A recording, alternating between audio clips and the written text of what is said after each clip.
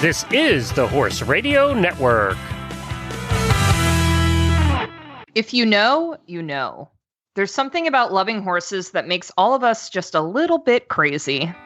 This week, we're talking to New York Times journalist and author Sarah Maslin-Nier about her new book, How Girthing Affects Breathing, and the new Tokyo 2021 schedule. Thanks for tuning in.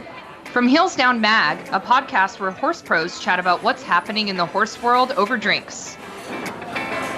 Welcome to Happy Hour. I'm Justine Griffin. I'm Jessica Payne. And I'm Ellie Woznicka. Welcome to episode 71 of Heels Down Happy Hour. How are you I'm just guys? trying something new, guys. I love it. Finally getting back into the show schedule and, somewhat of a new normal, and it's totally different, but we're hanging in there. How are you guys? I mean, Jess, you guys are Sweating. like you were rocking it though at the horse shows. Oh, they've been so good. They've been really good, so we can't complain. Are you guys getting mask tans?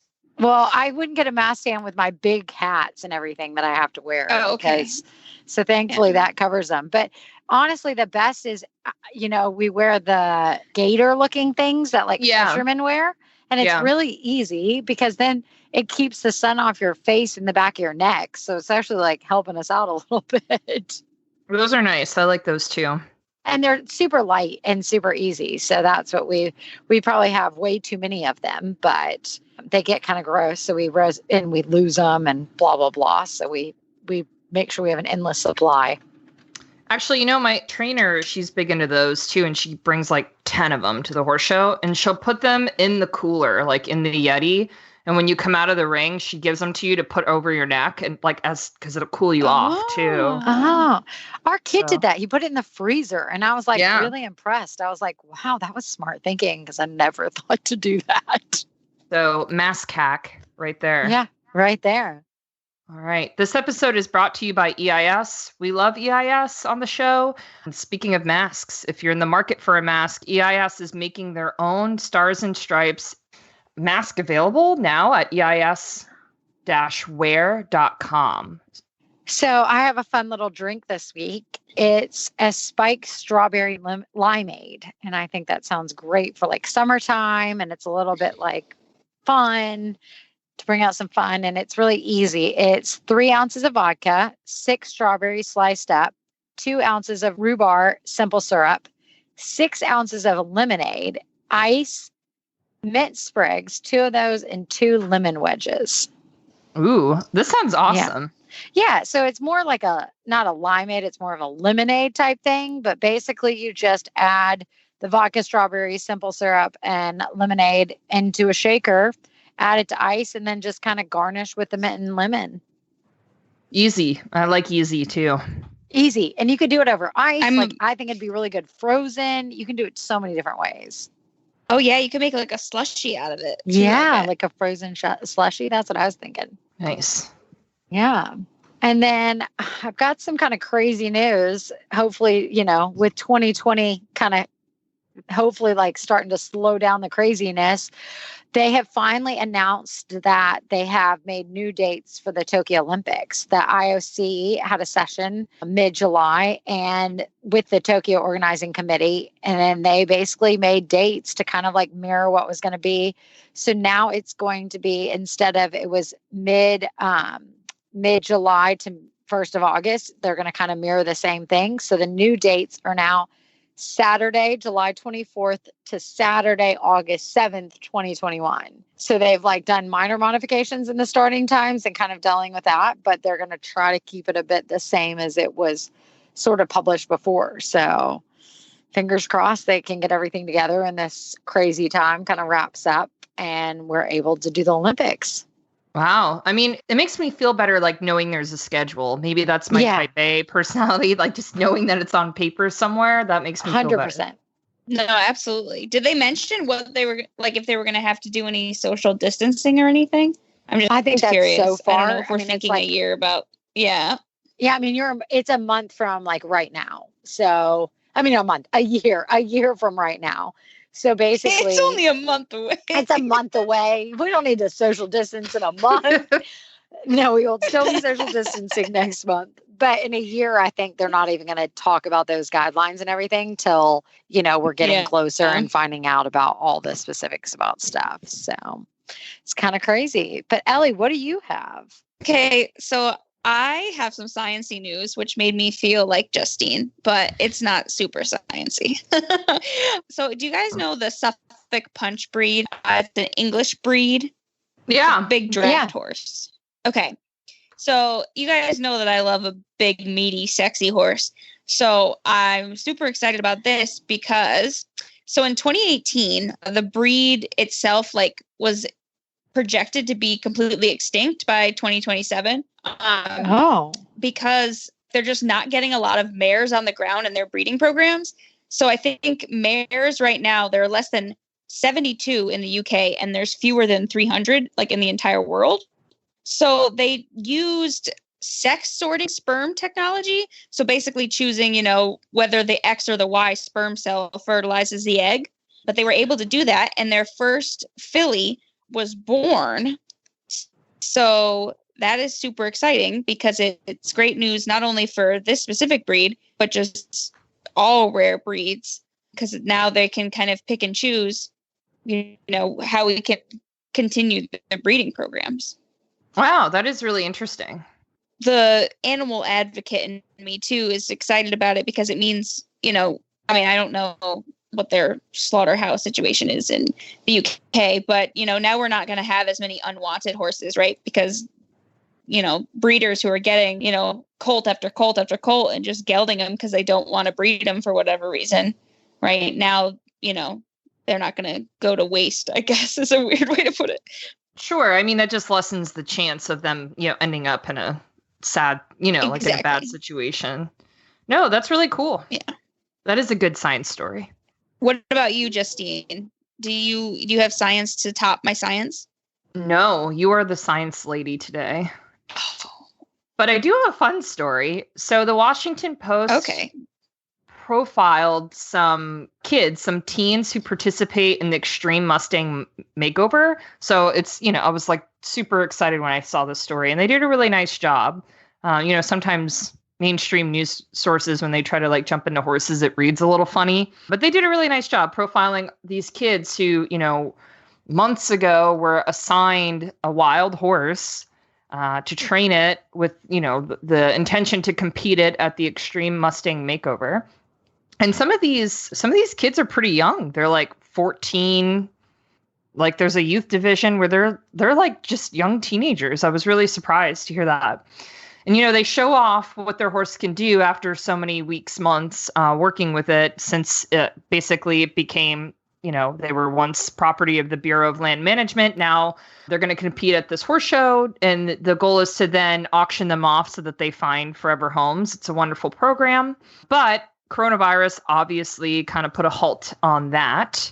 And people can't necessarily gather and participate like they would in normal years.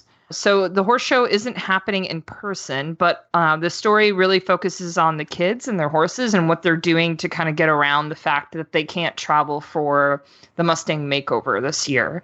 And I don't want to give it away. I want you guys to read the story because it's really nice. And we will obviously include the link in our show notes so you can read it. But there's one kid who it's so cute. His name is Hudson Dunlap. And his horse's name is Boone. Oh. And he's just the cutest little cowboy kid with his Mustang. And I just love this. It's a wonderful story about these kids and connecting with horses and how important the process is to them and how they are still determined, even though coronavirus might have rescheduled the Mustang Makeover horse show. So it's definitely worth reading. That's awesome. So just a big shout out to everybody who's donated to our podcast on Patreon. We really appreciate you guys supporting us and helping us continue to do the podcast. If you are interested in helping us out, go to patreon.com/heelsdown. So, Justine, I heard that you got a new fly sheet to try. Tell me about it. I did. So it's the new Smart Mesh Ultimate Fly Sheet by SmartPak. Obviously, you guys know by now that we are a big fan of SmartPak products. And I have like a love-hate relationship with fly sheets in general. I don't know how you feel about them, Ellie, and maybe it's because, where I live, I have a hard time putting a sheet on my horse in the summer when it's already so stifling hot and humid here, But when I don't, that means he comes in covered in welts from bug bites and then he wants to itch himself all day long. And it's like a chronic management, like of trying to take care of his skin through the summer. So I gave the Smart Mesh Ultimate Fly Sheet a try because SmartPak bills it as a really lightweight, breathable, fine mesh. So I know that he's going to get a lot more airflow in it because some of them can be kind of heavy, right? And SmartPak was right. I was really surprised at how light it was. And I always find SmartPak's blankets, sheets, everything for the horses fit really well. Like they're very true to size. So I ordered it, completely covers his whole body. It has a nice neck attachment. I really like the belly band, which is wide and thick. Like it covers his whole underbelly, which can be hard to find. And the best thing about this fly sheet is that SmartPak covers it through a 3-year durability guarantee because my horse is an idiot in a pasture with his buddies and he destroys everything. Nothing lasts. So, and I've had it probably for a little bit more than a month and it's still alive. So that's a good sign. But, since my horse is a non-sweater, what's really important is that it is getting airflow. It is breathable. And he sweats under it, but he's not panting under it. He doesn't seem hot. I could tell that he gets a nice breeze through that fine mesh, but everything feels really durable. All the straps, all the buckles, plus it offers 40% UV protection, which is always great here in Florida. And yeah, he doesn't really, I turn him out in it. He doesn't even seem to realize he's wearing one. Like he just goes right about his day. He doesn't get any rubs on his chest or his shoulders. So it's a great fly sheet for the price. And personally, I really love the color. I'm not really like someone who wants like a outlandish, like fun colors. I want something pretty classic. And my horse is chestnut and they make it in this nice like checkered pattern. So it's just white with checkered hunter green. And I think it looks really nice on him. So if you want to check out the fly sheet for yourself, again, it's called the Smart Mesh Ultimate Fly Sheet. It's for sale at SmartPak, and their website is smartpakequine.com. All right, everyone. I'm really excited to introduce our next guest. Sarah Maslin-Nier is a journalist with the New York Times, and she's an amateur hunter-jumper rider. She's publishing her first book on August 4th titled Horse Crazy, which explores her lifelong relationship with horses and shares the stories of some extraordinary horsemen and women from all over the world. Sarah lives in New York City and keeps her competition horse in New Jersey. You may have seen her byline in the Times on coverage related to Jimmy Williams and the George Morris Safe Sport ban, which she broke for the New York Times. She's also a finalist for the 2016 Pulitzer Prize for her investigative reporting on the nail salon industry. Hi, Sarah. Welcome. Thank you for having me. Thanks for joining us.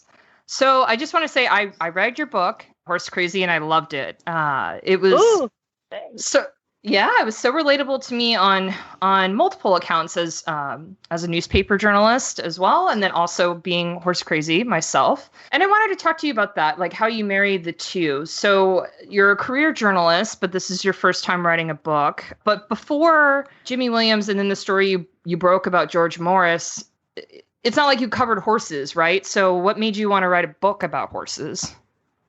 It's interesting. I appreciate the question because I struggled with it. Horse sport and especially the hunter jumper world is seen as elite and out of touch. And in a lot of ways it is. It's an incredibly indulgent sport, especially in America where there's a high barrier of entry. And I was always worried that if I outed myself as in love with ponies and as participating in this elite thing, I wouldn't be taken seriously as a journalist. And I cover some very challenging, hard-hitting things. And I kept it a secret. Kind of my passion for horses was my private thing that I didn't tell anybody about, even though every morning before work I was sneaking off to ride at 6 a.m. and then showing up in New York Times headquarters kind of smelling of hay and people wondering why. But then I spoke to a friend and he said, passion translates, Sarah. if you're passionate about something, that's what people will hear and they'll respond. And I shouldn't hide my passion, whatever it is. And that sort of inspired me to write the book, to come out as a horse crazy. I love that. So speaking of like, being in New York and growing up in New York, how were you able to like deal with a busy life? Because to keep horses in Jersey and stuff like we talked about, it's an hour from the city and that doesn't seem like a lot, but living in Jersey, I know it's hard for so many people to get out there. How are you able to like kind of fit horses into that kind of crazy life? Well, I'm born and raised in New York City, and I actually found horses wherever I could in this city growing up. And there are actually quite a few. I'm on the board of a therapeutic riding organization called Gallop NYC. Actually teaches 500 riding lessons a week in the confines of New York City, in Bronx, in Queens, in Brooklyn, to disabled children, adults, and veterans. So there are pockets of horses here. Growing up on West 89th Street was this magical wonderland that I write about in the book called Claremont Stables. Believe it or not, it was a vertical barn, essentially in like a parking garage, and the horses lived upstairs. And when you came for your lesson, I remember as a little girl, I would sit at the base of the stairs and they would call up for the horse you wanted over a radio, a speaker, and they'd say, Birch Bark, because that's who I always rode, Birch Bark. And Birch Bark would come trotting down from the ceiling to your waiting grasp. It was an uncanny thing. Unfortunately, it closed, but it was a huge part of my equestrian life in New York City. So when you now ride, you go to Jersey, do you do what in the Hunter Jumpers do you do, and what are your kind of competition goals? Sure. I'm an amateur owner hunter, and that is also my goal because COVID and not riding has set me way back. So right now I'm a low adult rock star back where I was a couple of years ago.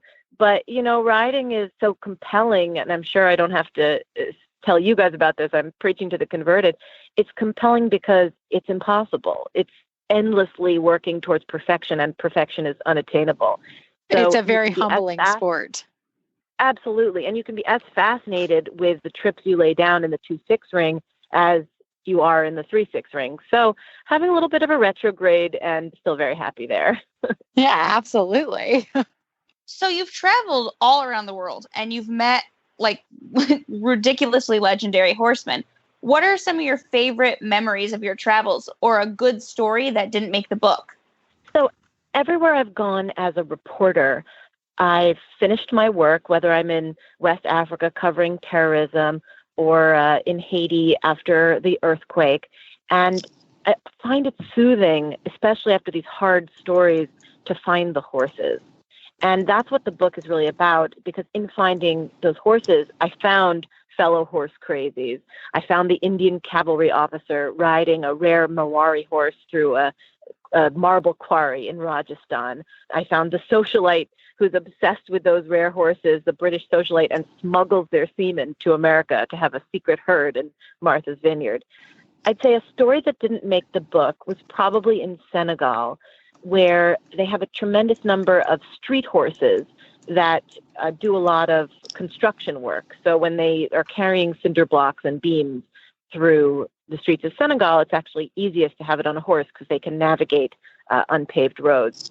And you would think a street horse would be a destitute, ribby thing, but they're chunky. All those street horses are kept impeccably, and they sleep in corrals of parked cars, and they eat millet, and they eat before their owners do, because they're really important, and they're treated as important parts of society. And so talking with the street horse owners was really eye-opening, kind of exploded my expectations about a working horse and the people who care for them. Wow. Oh.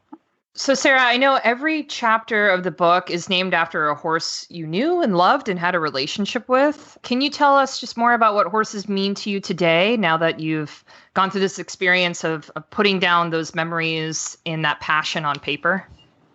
Sure. The intro to my book says, so it's dedicated to my horses, but then it says, to Amigo, Willow, Trendy, Bravo, Stellar, my horses, and every single horse I've ever set eyes on, because I have a relationship with any horse I've ever met, as I'm sure you all do. Like, it is special to have your own, but the gift of horses is that their beauty is accessible to everyone. There's 7 million horses in America right now, but there are 50 million people who love them. So my relationship is with sort of horses, the species.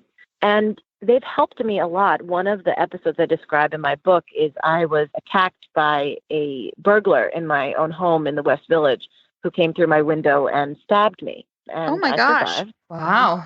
Yeah. And on Thanksgiving Day, 2010.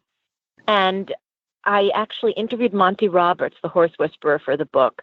And he spoke to me about the language horses use with each other. He calls it equus.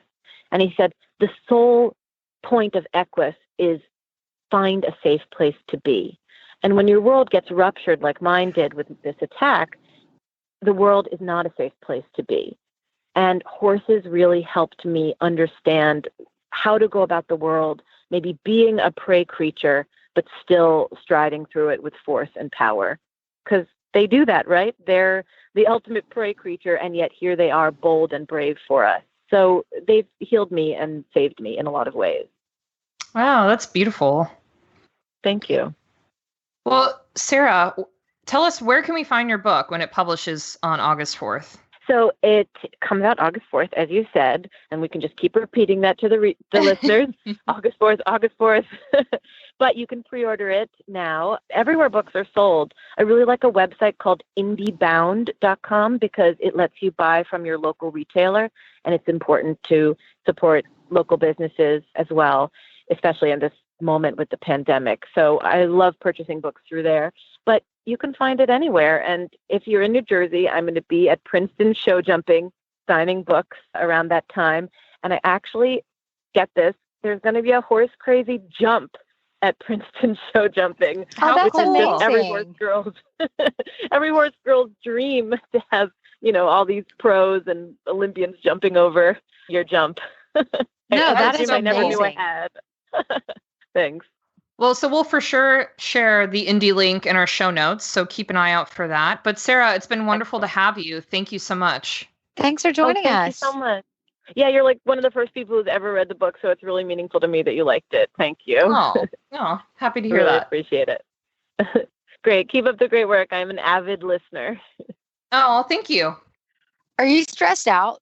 Relax with our Calm the F Down stress kits. Each one of the kits comes with a wine-shaped stress ball, an eye mask, and a cruelty-free soap from Soaps for Dirty Equestrians. They also have flashcards to help you keep it together. Get one for yourself or give one to one of your favorite people as a gift. They're available at Heels Down Shop. You can go to shop.heelsdownmag.com. So guys, kind of like an interesting thing that I've just kind of figured out. I'm not sure how, I kind of missed this, but we talk about flare and how much we love the flare strips and stuff. But did you know that tightening your horse's girth too much can affect the horse's performance? Not because of the constricting the chest and preventing the lungs from expanding, because it decreases the effectiveness of the muscles around the front of the chest and the shoulder that move the forelegs. I didn't know any of this. I didn't know that either. I mean, that makes me rethink how I girth completely. What's your girthing routine when you're on the cross ties tacking up? So we just kind of do it. So for us, it's a little bit different because our horses sometimes sit a while, so we don't really do up the girth. And so a lot of times, Doug gets on and there's you could put literally two hands, 12 inches between the girth and the saddle, by the time he gets on. So we're Doug, you can't go cross country.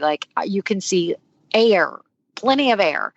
So because our horses sit on the cross ties, we don't tighten them very much. And so then I'm really bad. I'll go and as soon as I get them off the cross ties, I'll make sure I tighten them. And I'm kind of anal like that. Whereas Doug just pulls them off the cross ties and gets straight on them and never checks his girth. So, I mean, maybe that's something to it. Maybe he just didn't need to check his girth and he's going to listen to this and say, see, I don't need my girth tight ever again because he thinks he's fine. He says the only reason you need a girth is to get on and then you're fine. I don't believe that, but that's what he always jokes and says. So for us, it's a little different. We don't tighten them till we get on and then we just make sure they're somewhat tight. Sometimes what about you, I want Ellie? to go too tight. Well, I'm probably a bad person to ask about this because I've been a horrible girth person since I was a child. I remember distinctly as a short stirrup rider, my trainer telling me, okay, you're going to practice, getting on or whatever, because I was really short and the mounting block didn't work or whatever.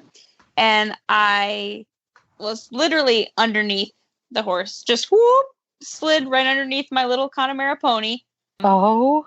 Like a cartoon. And then when I was like, okay, yeah, it's funny because it happens when you were a kid. Yeah, but then I did it in college with an IHSA horse. Like I was doing a reining spin and I was like, oh no, this is not good. I'm falling. Wow. So I had to stop. And my trainer, of course, thought it was hilarious, which it's not funny. But so I always check it and I'm like, oh yeah, it's fine. And then I get on and then I'm like, going around and all of a sudden I'm like, maybe it's really not tight enough. So my horses have lots of movement apparently. And so do I. So you're not constricting their breathing at all is what you're saying. No. I'm just, constricting probably my lifespan because I'm an idiot.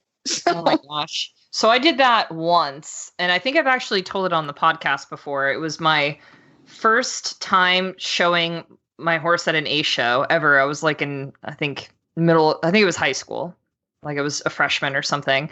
And I was doing the jumpers at my first rated show, and I did not tighten the girth all the way. And I'm in my first class of the day, and it had rained the morning of, so the ring was real sloppy. And I'm going to like fence 3 and my saddle is just slipping and slipping and slipping and slipping and slipping. And then I fell and I had to show the rest of the day. My trainer wouldn't let me change. She's like, you're wearing like the slop on the half of your body for the rest of your day. From like my helmet down, I was covered in the white clay of the arena. And she made me show like that. And she's like, you're going to be embarrassed all day, but you'll never forget to tighten your girth again. She made you shame show? Well, she was just like, you gotta finish now. What are you gonna do? But it was my first class, and I was horrified. But yeah, I've never done that again. But in more serious conversation, my thoroughbred is, he's ulcer prone. He's very, very girthy. So it's always been something I have experimented with, where I've bought different types of girths to see what he's most comfortable in. I'll cinch up very slowly. I will kind of what you said, Jess, like I'll leave him on the cross ties and like not do the girth up at all until I'm on. But no matter what, he's always a little bit girthy, but but I'm the type person that like, I've always wanted a really tight girth. That's just how I am. I think maybe from riding fat ponies all childhood, I just have been taught to like however tight you can make it, but now that was fine. Now I feel bad. Now as like a 30-something-year-old person, I think about like wearing my own belt too tight and how terrible that would be for my muffin top, 30-year-old lady pooch. Like I wouldn't want that. So so maybe I'll be kinder with cinching. Yeah, maybe I'll go a little looser next time. Yeah. Don't go as loose as me, guys. So this segment is brought to you by Flair. If you want to learn more about your horse's respiratory system, you should go to flairstrips.com. That's FLAIR strips.com. All right, guys, it's time for Rose and Thorn. Who wants to go first? I need a minute. I gotta think. Justine, do you have yours? I do. I can go. Okay. So I'm really excited about my Rose. And this is a shout out to Sam, who's in our Facebook group.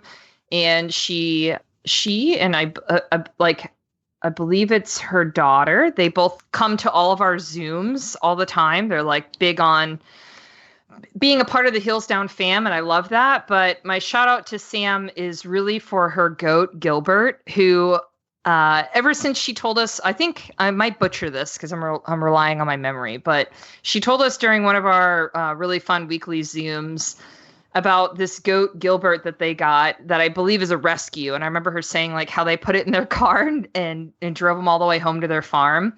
Well, ever since she told that story, I've just been obsessed with their goat, Gilbert.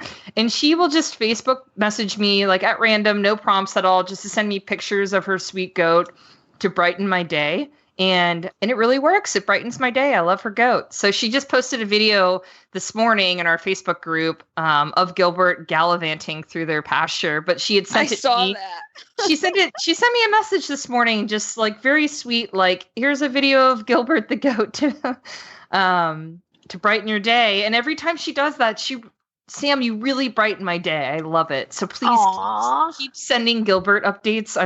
I love him. And I keep showing my husband because I'm like, we should get a goat. So that's my rose. And my thorn is that during the pandemic, I've started running, and it's the worst. I hate running. I used to be really good at it back when I was young, and not really good at it. It's not like I've ever been a marathon runner, but I used to run consistently, and I'm like, this is a good time to get back into this. But not really when the heat index is like 110 and it's summer in Florida and it's miserable. And I'm miserable during the day, working all day. I hate running, but I'm making myself do it. And that is my thorn. Do your chickens chase you? No. So then why are you running? Oh my gosh. So I started with my Greyhound, and it's not like I run very far, I'm like doing a mile and a half maybe, just to get like started and doing it every day again. And my Greyhound was great in the beginning, like she was just happy to trot along with me. And then like a couple of weeks into it, she was like, wait, like we're doing this again, like every day. This is happening. So she like at first she would get like she was good for a while, and then she started stopping halfway through and like would just stop in the middle of the road and go, no farther, lady. And now she won't even go. Like I'll bring her out of the house and we walk down to the street and she's like, no, I'm not doing this. She just like sits down in the middle of the street. So she's abandoned me in running. She's like, nah, not for me. Put me back inside. Yeah, no, I rely a lot on adrenaline. So if there's ever a situation where I need to run away from something, I'm banking on that adrenaline to give me the will and the strength. That's amazing. All right. So do you have your rose and thorn, Ellie? I have mine, if not. Okay, have Jessica. I gotta think. Okay. So I'll go with my thorn first. So my truck had been like having these kind of like weird alignment situations, like, and it wasn't bad, but they like could never figure it out type thing. So they finally figured it out. So that was annoying because it costs a lot of money and all this. But like then I go to pick up my truck from the shop, and it sat there because we've been in a horse show we went to Tryon for 2 weeks, and it got done in the middle of that. And so I go pick up my truck and the batteries are dead, like killed, done. My truck won't even like, the light won't come on, nothing is dead. So I had to leave it in the shop again another day. So I finally got it back, but it's just, hopefully it's now all done, but it's like one of those like pains. Like it was like, all right, here's the knife in your back that cost you a lot of money because the front end, and now your batteries are dead too. Both of them.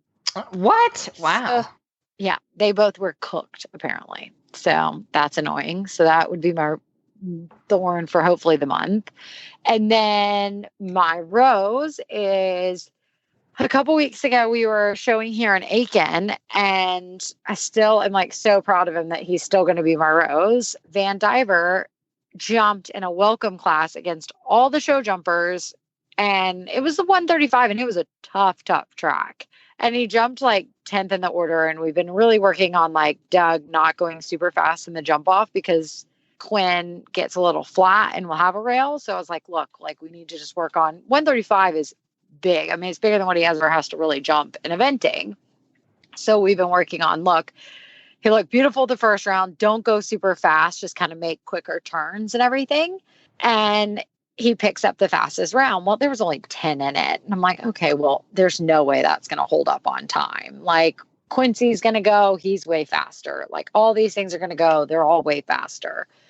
But his time held up. We had to tack him back up, and he won the welcome out of like 30 horses. Oh, that's awesome. Amazing. I know. Yeah. So we're like, the old man still has it and is beating a lot of big jumpers. So that is definitely my rose for a while, because we still are like, I mean, he's an incredible horse, but he's not he's not a show jumper and he's not a speed show jumper. So to win that, I went and got in the picture. I was like, I'm taking credit. This is it. So I loved the old man and he was really good and jumped excellent. So can't complain. So that's my rose probably for like 6 months. It's a good one. It's a good one. That was a really good one because like to beat Quincy and a lot of other really fast show jumpers, it was really funny in the warm up. You know, he was like 10th in out of like 30, 35 horses. One of the other show jumpers was like, man, that's not even your fast show jumper. Like, you got to slow down. I have kids with ponies I have to pay for. Like, he has 3 little girls. He's like, Oh my these goodness. ponies are expensive. You need to slow down, buddy. Your kids aren't old enough yet. That's funny. He was playing, but it was really funny. So, Ellie, did you come up with yours? All right, I'm ready. Well, I had to figure out what my rose was going to be because it's been a week, let me tell you. So, okay. My thorn, or the biggest thorn, I guess I should say, is that my Buck Brannaman clinic in September got canceled. Aww, that And I'm really sucks. And like, I understand, and as someone with an autoimmune disease, I'm all for it. And, you know, it's important to keep everybody safe. And it's not canceled. They're going to reschedule it. So I'm crossing my fingers for that. But it's just really sad because I've been dreaming about that since I was like 10 years old. So that kind of sucks. I might still take the time off of work. So I think I'm just still going to say that's my vacation. I'll have a Buck Brannaman clinic in my head while I sit on the couch. So my rose, though, is just super exciting. So I don't know if I've ever talked about this on the podcast, but my favorite animal is a bear. I love bears. I have bear tattoos. I don't know why I like bears, but I really like bears. And we have bears in the area. And Matt has seen them.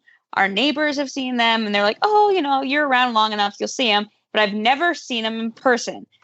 But then I was driving home from work, and I'm driving up my road, and there's like pile of trash on the left side of the road. And there's this big black thing. And I'm like, what the heck is that? And then I was like, oh my gosh. Oh my gosh. I was like, it's a bear. And so I'm like freaking out. So I like park my truck in the middle of the road. And I'm like trying to get my phone out to take a picture. I'm like, it's a bear. And this guy like just like nonchalantly walks across the road and then just like sticks his head up in the hedgerow on the side and just like watches me. I'm like, hi, Mr. Bear. And then I'm like speeding home to try to go get Matt from home to show him the bear. And then when I came back, the bear wasn't there. And he was like, I'm just really happy that you didn't try to like put a rope around its neck and bring it home. And I'm like, well, wow. Matt, I like bear, but I'm not dumb. So I think Matt was really thankful that I didn't add a bear to the collection of crazy things. So To your circus. yes, Your farm. still haven't gotten the sheep yet. So I'm still holding out on that. Matt says we need to wait another week and then discuss it further, which is his nice way of saying, I don't want to tell you no because you don't accept no. So I'm going to push it off again. Oh, that's funny. My poor Matt. So guys, we have a mailbag this week from Grace in our Facebook group. So Grace is having to leave her horse at home for her first semester of college, which is like 12 hours away from where she's keeping him. And he's an older eventer, and she admits she's very manic about his care, which I can totally understand as a crazy person. But she's worried that things that she notices will go unnoticed by other people. And she wants to know what suggestions we have for keeping things by his stall and readily available for those that are taking care of him. So like, you know, hoof picks, turnout gear. What do you guys think? So I guess my biggest question would be, is he staying in the same barn that you've had him at? Is somebody riding him? Kind of things like that. Those would be my bigger kind of questions. But as for essentials, yeah, I would maybe like get a little box or whatever and just be like, here's his fly spray, here's his hoof pick, here's, you know, the 10 things that you really want him to be done. Like if you want his feet picked, yes, a hoof pick. If you want fly spray, a fly spray. And then I would make sure they have all of his kind of turnout blankets blankets, whatever else, stable blankets that you have, like they're, get some sort of like box. And so it's not kind of all over the place, and say, look, this is it. This is what I want. And I think once they kind of get in the routine of like dealing with them and stuff, as long as it's somewhere where you feel comfortable, it takes good care, I think they'll be fine. I know it's really hard to leave, especially like when you're going to school and everything else and you're so far away, you can't go pop in and check on him. But if it's a place that you trust and they take good care and they feed him and do all that, like, I think you just try to make your best of when you're able to go back and visit him, do that. But I would, suggest getting a box and putting out the essential things just right out his stall and kind of having that. Yeah, I agree with you, Jess. I mean, it's always hard to be away. And, I'm one of those micromanaging full care boarders too, that like needs to know everything and want to be involved. So it would be hard for me too, especially if I have an older horse. Like I think back when I had my Hanoverian mare, who was a little bit older, I was very particular about her care, but I made sure I was entrusting the right people to help me with her care, right? So Grace, I imagine you've already done that, right? You found it's people or it's new people that you've already vetted that you feel confident will be able to pull him in from the pasture and know if something's off, right? Like know if he needs more care than normal. And I'm the type person that, I would leave a box full of stuff. Like here's all his stuff, everything you could ever need for him while I'm gone. And if you're really worried, I hope you're working with people who are going to send you regular updates, right? Like, hey, you could text them or call them and go, can you give me an update? How's he doing? Send me a picture so you can see how he's doing. But you almost got to like trust the process if you're going to be away. And maybe your parents are closer that they can stop by and see him while you're busy at school. And if you haven't found a rider, I would consider a lease, because that's just one more person who's going to come to the barn and keep an eye on him too.